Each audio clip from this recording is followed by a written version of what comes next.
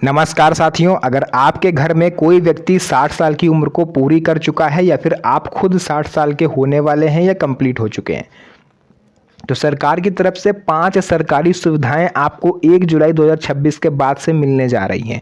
Video को बहुत ज़्यादा ध्यान से देखिएगा, क्योंकि अगर आप हाल ही में सीनियर सिटीजन हुए हैं या सीनियर सिटीजन बने हुए आपको काफ़ी समय हो गया है और आपको किसी तरह का सरकारी लाभ नहीं मिला, आप ये सोचते हो कि गवर्नमेंट हमें किसी तरह की सुविधा नहीं देती है, तो भैया इस वीडियो को आज आपको पूरा देखना है, क्योंकि आपके सारे डाउट खत्म होने वाले हैं। तो चलिए वीडियो को स्टार्ट करते हैं और एक एक करके सभी सरकारी सुविधाओं के बारे में आपको विस्तार से समझाते हैं। तो साथियों देखिए, यहाँ पर सबसे पहले मैं आपको ये चीज़ बता देना चाहता हूँ कि आप में से बहुत से लोगों को अभी ये नहीं पता है कि सीनियर सिटीजन किसे कहा जाता है। तो अगर आपकी उम्र 60 साल की कंप्लीट हो चुकी है तो आप एक वरिष्ठ नागरिक हो, एंड अगर आप एक महिला हो और आपकी उम्र 58 साल हो गई है तो आप एक वरिष्ठ नागरिक कहलाएंगी। अब सीनियर सिटीजन की कैटेगरी में आ जाने के बाद कई सारे ऐसे बेनिफिट हैं जो आपको केंद्र सरकार और राज्य सरकारों से मिलने लगते हैं, लेकिन जानकारी के अभाव में मैंने पहले ही आपको बताया था कि बहुत सारे लोगों को जानकारी नहीं होती। उन्हें ये पता ही नहीं होता कि गवर्नमेंट कौन सी योजना लेके आई और कब योजना बंद हो गई, कब कितने लोगों को लाभ मिल गया, कुछ पता नहीं है। बिल्कुल अनजान बैठे रहते हो आप लोग। तो मैंने आप ही लोगों के लिए इस चैनल को बनाया था, मैंने पहले भी बताया हुआ है। अगर आपने इस चैनल को सब्सक्राइब नहीं करा है तो आज ही मेरे इस चैनल से जुड़ जाइए, क्योंकि मैं छोटी से छोटी योजना के बारे में आपको जानकारी दे देता हूँ। और रिक्वेस्ट ये भी रहेगी कि अपने राज्य का नाम कमेंट सेक्शन में ज़रूर बताएं, ताकि मुझे ये पता चल सके कि किस राज्य से ज़्यादा लोग मेरी वीडियो को देख रहे हैं। फिर उस राज्य से जो भी सरकारी योजना आप लोग के लिए आएगी, सबसे पहले वीडियो बना के मैं आपको उसके बारे में बताऊंगा कि कैसे फॉर्म भरना है, कैसे जमा करना है, क्या पात्रता है, सब कुछ पूरा विस्तार से बताऊंगा।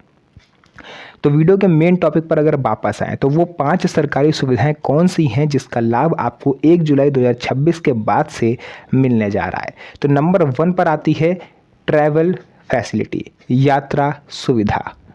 अब मुझे पता है कि आप में से कई सारे पुराने senior citizens railway senior citizen concession के बारे में सोच रहे होंगे कि रेल मंत्री हमें कंसेशन देने जा रहे हैं।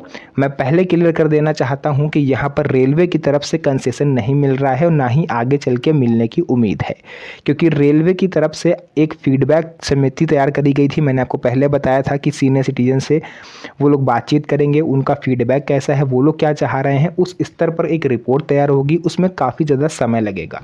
वो रिपोर्ट मंत्रिमंडल को भेजी जाएगी, फिर कैबिनेट में पास होगा, पूरा उसमें बहुत समय है। 3 महीना भी लग सकते हैं, 6 महीना भी लग सकते हैं और 1 साल भी लग सकता है। उसके बाद जाके कहीं नई शर्तों और नई पात्रता के साथ रेलवे सीनियर सिटीजन कंसेशन शुरू हो सकता है। लेकिन आज मैं कौन सी यात्रा सुविधा की बात कर रहा हूँ? आज मैं बात कर रहा हूँ राज्यों की तरफ से मिलने वाली यात्रा सुविधा। जी हाँ साथियों, रेलवे जो छूट देता था वो पहले केंद्र स्तर पर मिलता था, क्योंकि रेलवे केंद्र सरकार का डिपार्टमेंट है। लेकिन अब राज्य सरकारें अपने राज्य के सीनियर सिटीजन को फ्री बस फैसिलिटी देने जा रही हैं। जी हाँ साथियों, बिल्कुल सही सुना आपने। आप यूपी के हो, एमपी के हो, झारखंड के हो, बिहार के हो, आप कहीं के भी हो, राज्य सरकारें इस चीज़ पर काम बहुत पहले शुरू कर चुकी हैं कि अपने राज्य के 60 साल से ज़्यादा लोगों को, यानी सीनियर सिटीजन्स को, हम बसों में फ्री यात्रा करवाएंगे। रेलवे का तो बंद चल रहा है, तो ऐसे में जो 100-200 किलोमीटर या 150 किलोमीटर तक लोग आना जाना चाहते हैं, अपने रिश्तेदारों से मिलना चाहते हैं कहीं भी, तो उनको फ्री बस फैसिलिटी राज्य सरकारों की तरफ से मुहैया कराई जाएगी। हालांकि ये पहल अभी कुछ राज्यों ने ही करी है, पूरे देश के हर राज्य में अभी ये नहीं है, लेकिन धीरे धीरे ये हर राज्य में आपको देखने को मिलेगा। तो एक तो हो गई यात्रा सुविधा, जो कि 1 जुलाई के बाद कई राज्य जो है शुरू कर रहे हैं। और राज्यों का नाम अभी आना बाकी है। मैंने बोला भी आपको कि आप चैनल से जुड़ जाइए, सब्सक्राइब करके रखिए, बेल आइकन को प्रेस कर दीजिए, ताकि कोई भी मैं नई वीडियो डालूं उसका नोटिफिकेशन आपके पास आए और आप उसे देख पाओ। राज्यों का नाम आना अभी शेष है, क्योंकि बजट वगैरह का थोड़ा इशू है, उसको गवर्नमेंट अभी मैनेज कर रही है। कुछ नाम मेरे पास हैं, लेकिन अभी मैं आपको नहीं बता सकता, क्योंकि जब तक मैं खुद श्योर नहीं हो जाऊंगा मैं आपको कोई गलत जानकारी नहीं दूंगा। नंबर 2 पर है बैंकिंग सुविधाएं। आप बैंक जा रहे हो किसी भी काम से, चाहे पेंशन का पैसा निकालना हो, ई-केवाईसी करवाना हो, लाइफ सर्टिफिकेट से रिलेटेड काम हो या कोई भी बैंकिंग गतिविधि अगर आप करने जा रहे हो और आपको वहाँ पर बड़ी बड़ी लाइनें देखने को मिलती हैं। देखिए कई सारे सीनियर सिटीजन्स हैं जिनके घुटनों में प्रॉब्लम है, कमर में प्रॉब्लम है, उनसे खड़ा नहीं हुआ जाता, तो ऐसे में वो इतनी लंबी लाइन लग के अपना काम कैसे कराएंगे। इस चीज़ को आरबीआई ने समझा और उन्होंने सभी बैंकों को ये निर्देश दिया कि जितने भी बैंकें हैं, चाहे सरकारी हों, अर्ध सरकारी हों या प्राइवेट हों, एसबीआई हो या एचडीएफसी बैंक हो, सभी बैंकों में सीनियर सिटीजन्स के लिए अलग से सीनियर सिटीजन डेडिकेटेड काउंटर बनाए जाएंगे जो कि स्पेशल होंगे। स्पेशल मीन्स एक ही काउंटर पर उनका सारा काम हो जाएगा, चाहे केवाईसी हो, चाहे पैसा निकालना हो, पैसा जमा करना हो, उनको काउंटर दर काउंटर भटकना नहीं पड़ेगा। सबसे बड़ी समस्या बैंकों की यही है कि वो काउंटर नंबर 1 से काउंटर नंबर 3, 3 से 5, 5 से वापस 1 ऐसे टहलाते हैं पूरी बैंक, जैसे मानो दिखा रहे हो कि हमारी बैंक कितनी बड़ी है। तो ये अब बैंक नहीं कर पाएंगे। हालांकि इस चीज़ का कई सारी बैंकों ने विरोध करा। उन्होंने कहा कि हमारे पास इतना स्टाफ नहीं है कि हम अलग से सीनियर सिटीजन्स के लिए रख पाएँ। किसी ने कहा हमारे पास जगह की कमी है, हमारे वैसे भी काउंटर बहुत कम है। तो आरबीआई ने यहाँ पर एक नया विकल्प निकाला है। विकल्प ये है कि जहाँ पर लोगों की लाइन लगी होगी, फॉर एग्जांपल आप पैसा निकालने गए हो, पैसा निकालने में आपसे पहले 10 लोग खड़े हैं और आपकी उम्र 60 साल से ज़्यादा है, तो ऐसे में आप नंबर 1 पर जाके पैसा निकाल सकते हो और बैंक अधिकारी को आपको पैसा निकाल के देना होगा। अब आप वेट मत करिएगा कि हमारा जब नंबर आएगा हम तब निकालेंगे, ऐसा नहीं है। बैंक अधिकारी भी समझते हैं कि हमें सीनियर सिटीजन्स को प्रायोरिटी देनी है और आपको पहले जाना है। कोई एहसान नहीं करेगा वो आपके ऊपर, ये आपका अधिकार है जो कि आपको जागरूक होना पड़ेगा, अपना अधिकार लेना पड़ेगा, है ना। अगर आप लाइन में खड़े रहोगे तो भाई साहब कोई कहने नहीं आएगा कि आज आपका पैसा निकाल दे। बैंक शाखाओं में अलग काउंटर प्राथमिकता पर सेवा आपको मिलेगी। घर बैठे बैंकिंग सहायता की सुविधा मिल रही है। ऐसे सीनियर सिटीजन जिनसे चला फिरा नहीं जा रहा है, उनके घर में कोई व्यक्ति नहीं है, तो वो बैंक के एक टोल फ्री नंबर पर कॉल करके बैंक के कर्मचारियों को घर पर बुला सकते हैं, चाहे पैसा निकालना हो, चाहे पैसा जमा करना हो। वीडियो केवाईसी जैसी सुविधाएं आपको दी जा रही हैं, यानी केवाईसी करने आपको हर बार बैंक नहीं जाना, आप वीडियो के माध्यम से घर पर कर सकते हो। वरिष्ठ नागरिकों के लिए विशेष ग्राहक सहायता भी उपलब्ध कराई जाती है। यदि किसी वरिष्ठ नागरिक को बैंक पहुंचने में कठिनाई है तो कई बैंक डोर स्टेप बैंकिंग जैसी सुविधाएं भी उपलब्ध कराती हैं।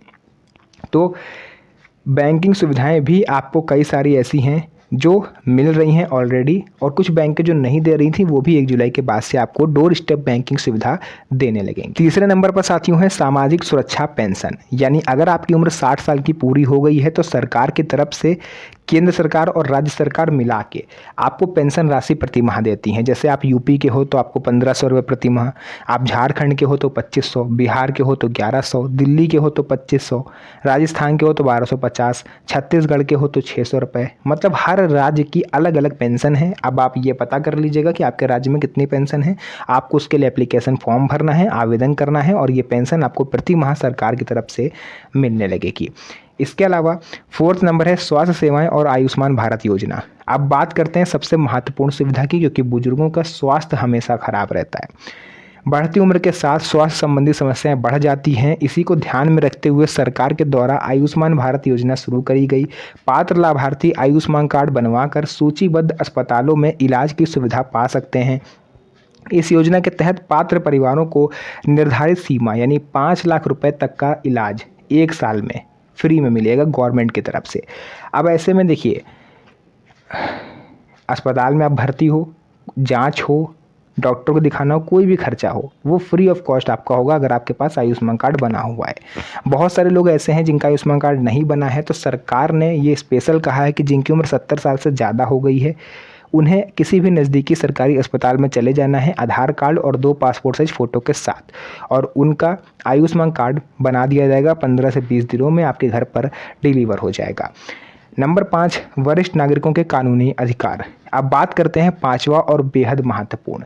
यदि किसी वरिष्ठ नागरिक को परिवार, रिश्तेदार या अन्य किसी व्यक्ति के द्वारा परेशान किया जाता है, संपत्ति हड़पने की कोशिश करी जाती है या उनके साथ दुर्व्यवहार किया जाता है, तो कानून उनकी सुरक्षा के लिए कई सारे प्रावधान करता है।